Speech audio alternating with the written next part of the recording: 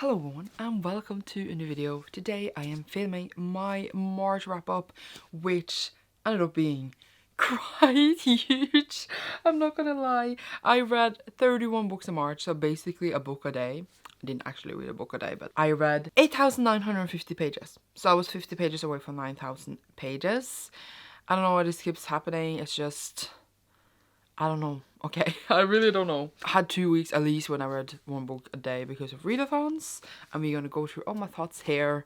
Gonna try to be a bit quick. Here's 31 books, and hopefully I will survive this wrap up. So I started off my month with House of Hades by Readathon, and I feel like I should talk about that together with Blood of Olympus, also of course by the same author. This is book 4 and 5 in the Heroes of Olympus, so that wraps up the story. This is a sequel series to Percy Jackson and the Olympians, and I did really enjoy it. I love just following the different characters, finding different mythical creatures, saving the world. Just always enjoyed that this story is like so adventure-y and fun, and every character has like, I was gonna say, like their thing where like you can always find one character to relate with, or relate with several, of course, with different traits, and I just love that a lot. I would say like I prefer Percy Jackson because it feels younger, and because of that I enjoyed it more, while here it became a bit more YA, which I don't mind at all. I just like, I would prefer Percy Jackson, but I still really love the series. Really excited to continue with the other books that Readathon has written, and yeah, 4 out of 5 stars for the both of them. And in the end, by the way, in the Blood of Olympus, beautiful story. I wanted to cry because it was so emotional. I then read Hollowpox by Jessica Townsend. This one I did read for 12 Friends Recommend 12 Books Challenge. It was recommended to me by a pro, but I already bought them 2, so I just read number 3. And it's just continued story of, God, I forgot her name, even though it says on the cover Morgan Crow, who on her 12th birthday was gonna die.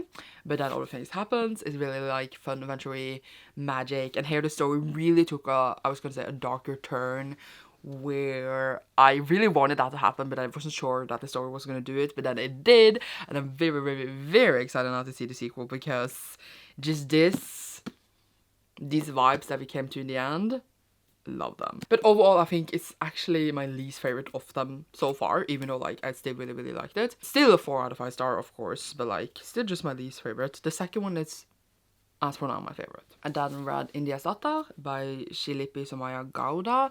This one has an English title, which is Secret Daughter, and it's basically follows this woman out in the countryside, I guess a daughter, and then she has to give her up, and she gets adopted to America, and then we follow like different timelines with like how her life was after she gave up a daughter, and as well as her new life with her new parents in America. Actually a very interesting story. I was surprised by how invested I felt in it. As a person who is adopted myself, of course I always thought about like, where did I come from, what was the circumstances, like those are questions that would never get answered, but like it was interesting to see these characters try to connect with, their other heritage that I never got when growing up, and like what they find there. And it was overall like a beautiful story. I was like almost annoyed that I was so invested in it, and I don't know, like I don't know what to tell you. It made me tear up because I don't know, I'm not gonna spoil the book, but there's things you think is gonna happen but it never happens, and I'm getting goosebumps. And I thought the story was beautiful, because a lot of the times when I read stories about adoption, I feel like they're really insensitive to adoption and what, like, I don't know how to describe it, because I don't bother taking that conversation now. Overall, I liked it, so I gave it 4 out of 5 stars. Then I read a lot of volumes of Jujutsu Kaisen, not like all after one another, but I'm just gonna take them all together. So I read 10, 11, 12, and 13. Never after one another though, but like it just ended up being like this. I really do enjoy the story. It follows Itadori, who gets like a demon inside of him. It starts also like social school where they're gonna learn how to defeat demons, and it's just lots of time. There's like this battle kinda we are in right now, and I feel like it's been lasting for a really long time. I can imagine being like over half a season of the anime. But like I'm really enjoying it, and I'm very curious to see the outcome. But it's been a long arc, I feel like. I'm not complaining, I'm just like commenting on the fact that I feel like it's been a long time. And I'm excited to see where the story will go, how many volumes it will be, etc. But now I've read quite a lot of them, actually. surprisingly, because usually I use a lot of time to get up to volume 13. I am enjoying myself and will continue reading them. Really do recommend though, it's a lot of fun. And yeah, I would admit I don't understand how some of the curse magic works, even though the author tries their best to explain it, but I am also not an intelligent person sometimes, so I can understand it going over my head. Then I also read Sunstone Volume 5 by Stepan Sejic, and this one is like the final one in the arc following Liza and what's her other name? Who knows? Liza and Ali. And I was actually a bit sad because I didn't know that the story wrapped up here with them, and I'm sad because they are my girls, you know. And now we're gonna follow other people that I hopefully will enjoy as well. But it's just a really cute thing where they meet online, they decide to do BDSM together, are friends with benefits, but then they totally fall for each other, and it's really like a normal story where them just falling in love. But yeah, I did enjoy it.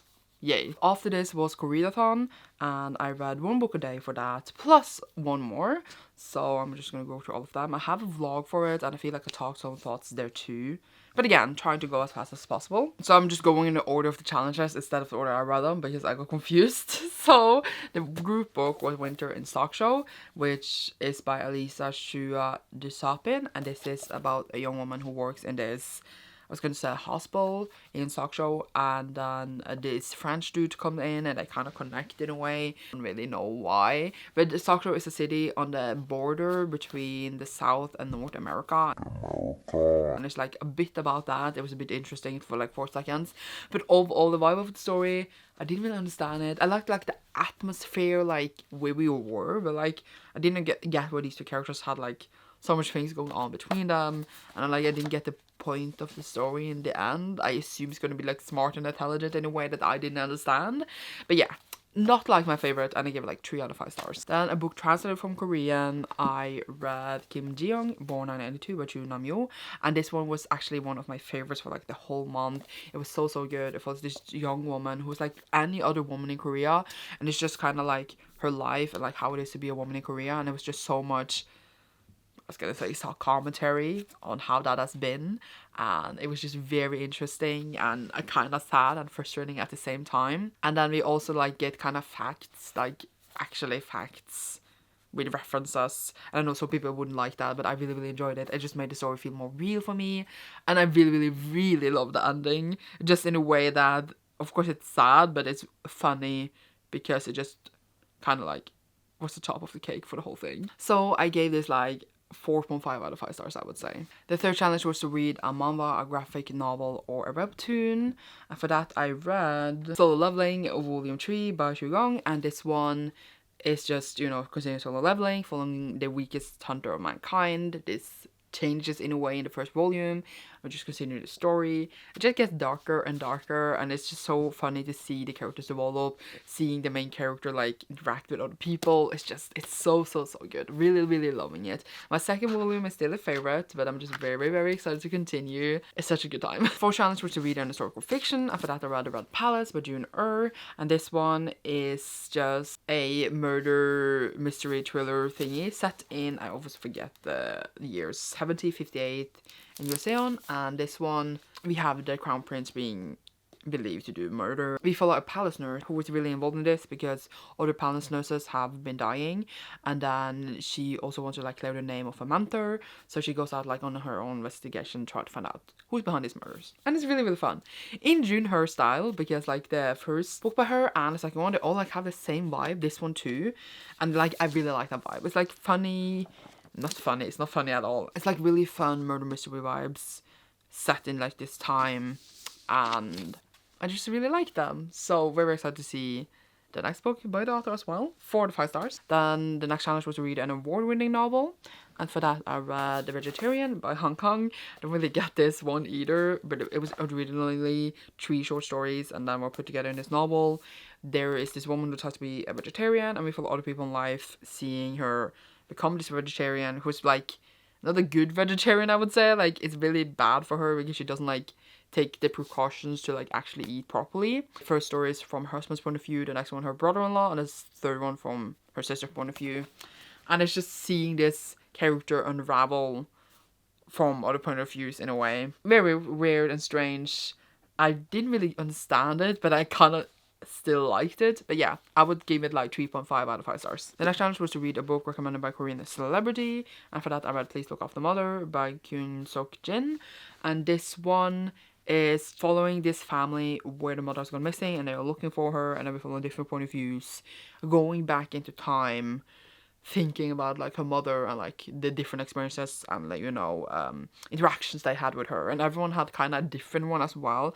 Everyone saw her differently, and then we like see her life through these other people's lenses, kind of like the vibe for the vegetarian, but the kind of the story of Born 1992, because it's kind of funny because they kind of like remind me of each other in the themes in a way. It's just also about being a woman in Korea and what she did for them and like how they all viewed her. It's really interesting, and I really did like it.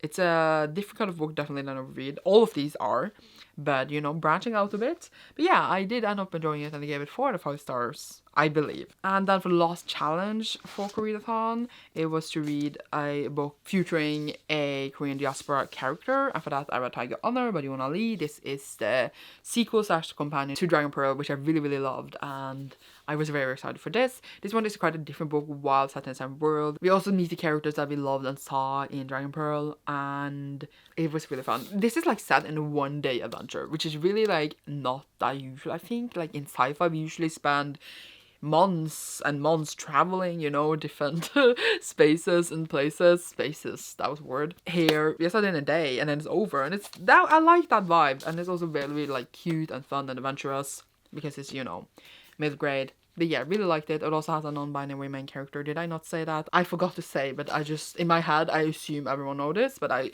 also think they don't. So yeah, really liked it. 4 out of 5 stars. And then I randomly picked up Crying in H Mart by Michelle Sonner. This one I just read because I was on sprints and then people were talking about it and then I really wanted to read it. So I picked it up as an audio, but I decided that midweek in Koreadathon. And then this is just Michelle Sonner's memoir following after and before the death of her mother, especially like surrounding that. And also, I didn't know who Michelle Sonner was before this. I had no idea who she was. She's a known person, she's an artist, and I had no idea. But, you know, you can find stuff and people through books too. The memoir was beautiful and really heartbreaking and sad, but really enjoyable seeing just Michelle in her life. But yeah, 4 out of 5 stars really strongly.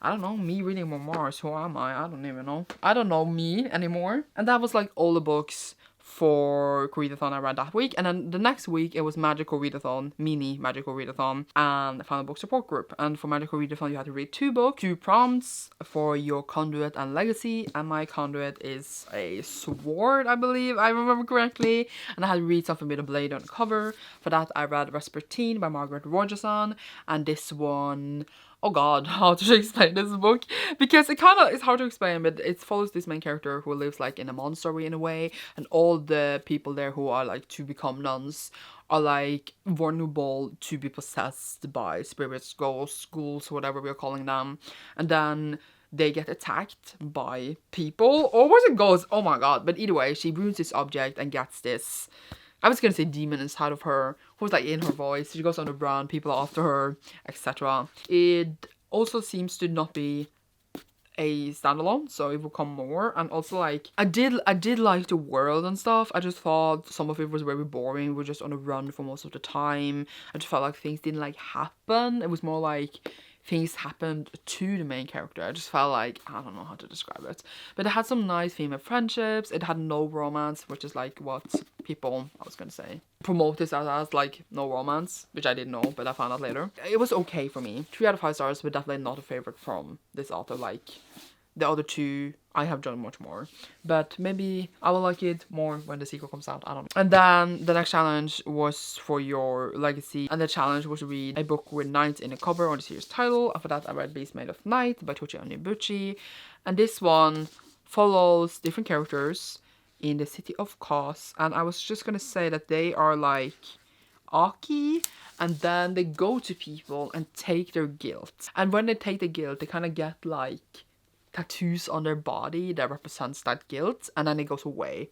But our main character, the tattoos don't go away. I think it's because he's very like cannot let go of that guilt, so just feel this very strongly. Or was it because like another reason?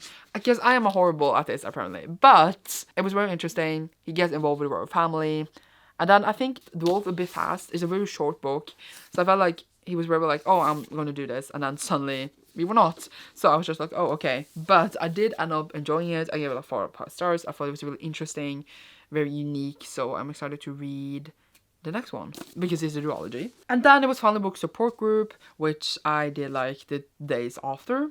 So these were the 2 first days of the week, and then it was 5 more days. And then I read 5 final books in a week. So first I read Unbound by Victoria Schwab. This is the sequel to The Archived. It's a duology, and it just follows Mackenzie, who works for the archive, where they like, I was gonna say harvest souls, but that sounds really evil, but it's more like they take lost souls home.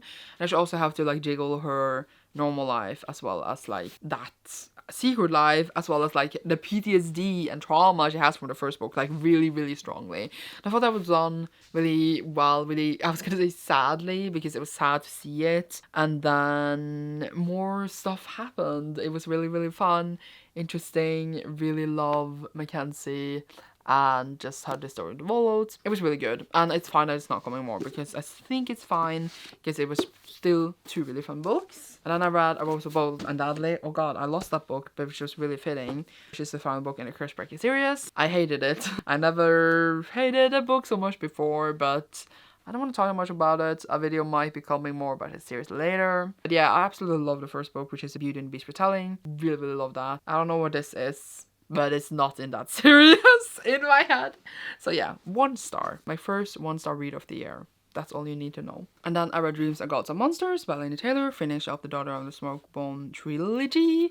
And it's a really beautiful series. I don't even know how to explain it anymore, because I read the first book many years ago and don't like how to explain books. I just assume people know. I did enjoy this. The world and the writing, of course, is really beautiful, and I do like those parts, but I just felt like the plot and stuff was kind of boring, because like nothing like exciting happened, nothing surprising happened. It was just like, oh, this is beautiful, and oh, we are meeting, and I was like, oh, okay. So yeah, sadly I like didn't love it that much. I loved the first book a lot, and the second and third book I didn't really enjoy.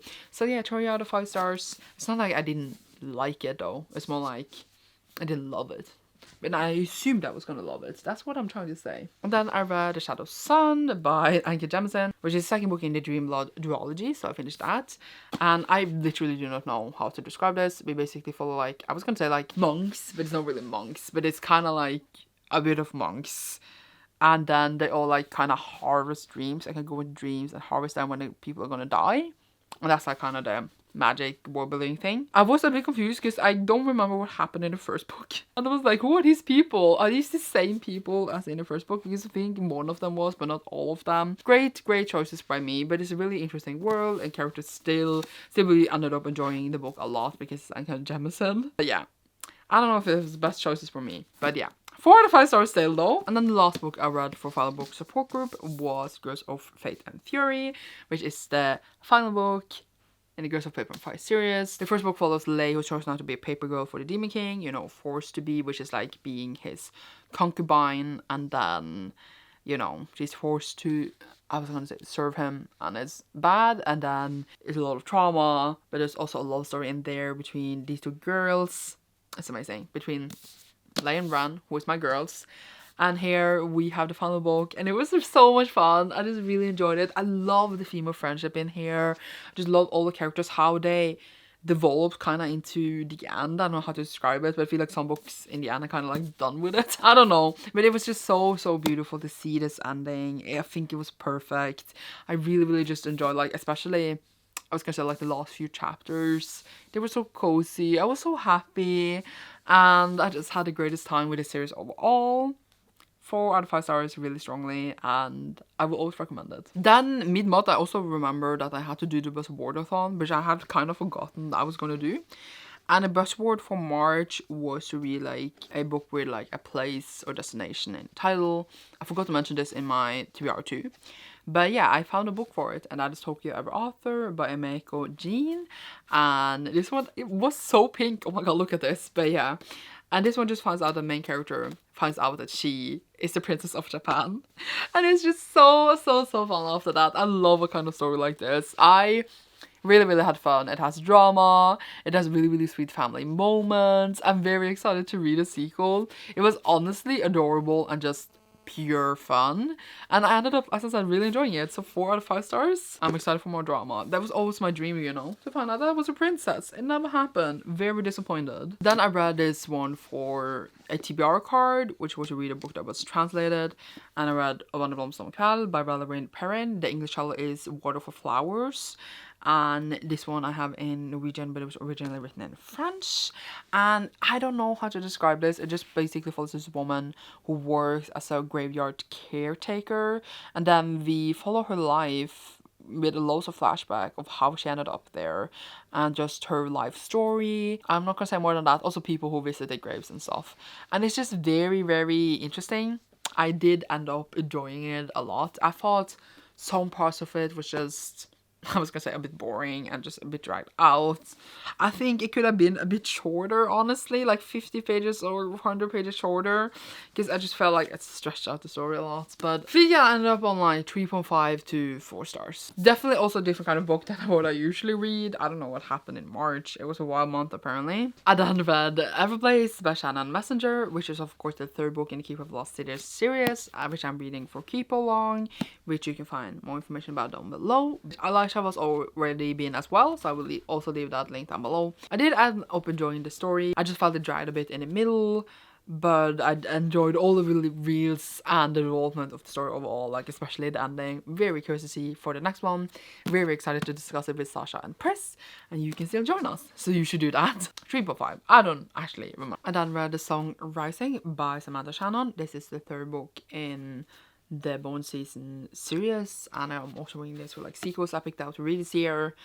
And like, I would admit I don't really love this series. I didn't love the 1st book, didn't love the 2nd, and didn't love this one. Why am I continuing, you might ask? Well, I need to know what happens now. So here I am, stuck here. Just continues the story. It is set in London in the future where clairvoyants are illegal. Our main characters are clairvoyants. It was from there. It's like a dystopian series. And like, it was okay. It was just funny because stuff happened in the 2nd book, and this just like, you think that's gonna be a thing. No, it's not, but here we are. I think I gave it like 2 stars.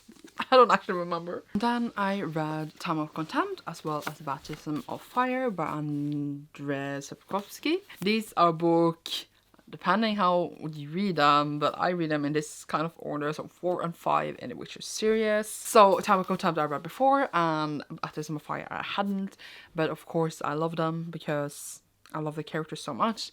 Still not the biggest fan of how they're written, but I just love the characters so much, and like, just wanting to see the story, what's gonna happen. New characters were introduced, which I really enjoyed, and just enjoying to see the world.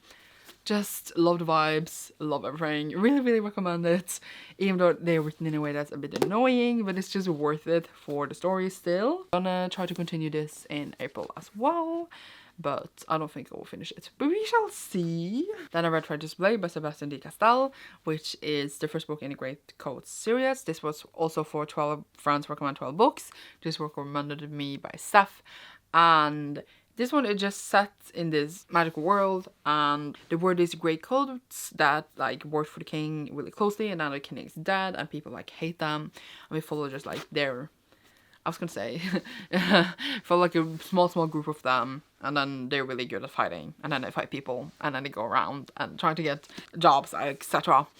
And I like didn't love it. It was okay. It just felt like I really like that type of fantasy that I would love a few years ago without thinking about it, but now I'm just like, I want more in my fantasy than this. It had this kind of vibe where it was like, ooh, men, ooh, we're really cool, and oh yeah, we are just gonna kill people. Like a bit like Mark Lawrence vibe. But when I read that, I did enjoy it, and then I ended up not enjoying it so much.